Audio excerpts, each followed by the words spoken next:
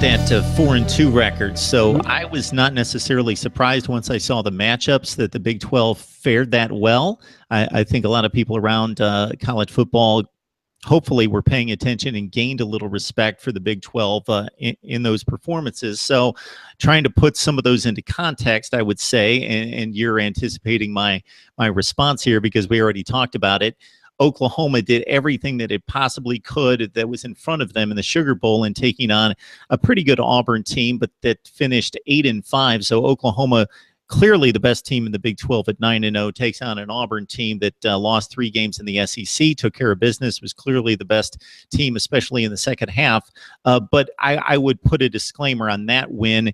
In particular, I think some of the more even matchups were, of course, Oklahoma State taking on a Colorado team that earned a right to the Pac-12 championship game and completely outclassed the Buffs in that game. And then on the downside, West Virginia, Miami was one game of note where Miami was a non-division champion taking on a 10-2 West Virginia team, and Miami with an 8-4 record completely outclassed West Virginia in the second half in that game. So there is the good and bad in the 4-2 finish.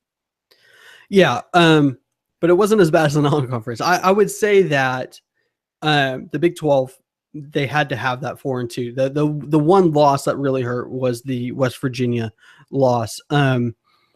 But ultimately, I mean, they played who they play, and they don't get to pick out their matchups in the bowl games. They're just pitted against who the bowl committees they feel is the best matchup. And the Big 12 won the majority of those and kind of made a statement. The Oklahoma State over Colorado game was a definite statement because Oklahoma State was manhandled by Oklahoma just a couple weeks before that.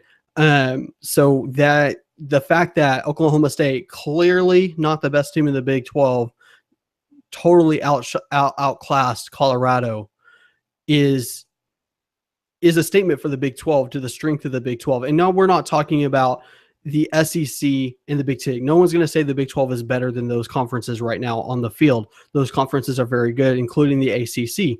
But compared to the Pac-12, I think top to bottom, the Big 12 would match up very well with the Pac-12.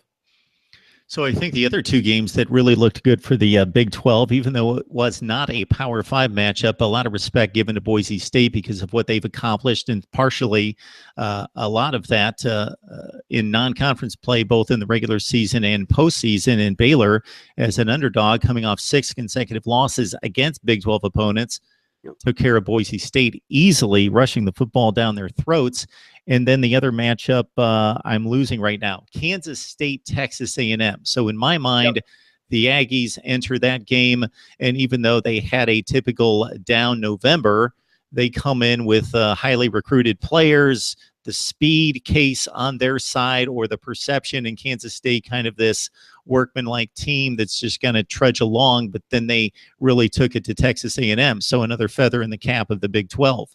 Yeah, let's talk about the game because that game was extremely impressive for Kansas State. We're talking about a coach in Bill Snyder that can outclass any coach in America in a week, right? We see Oklahoma State teams prepare in a week. However, what we have seen is because they've outperformed the talent they get, the 2 and 3 stars that they get on a weekly basis, we've seen them not do well in bowl games when the other side has been given a month to prepare for the game. That kind of evens the coaching playing field a little bit.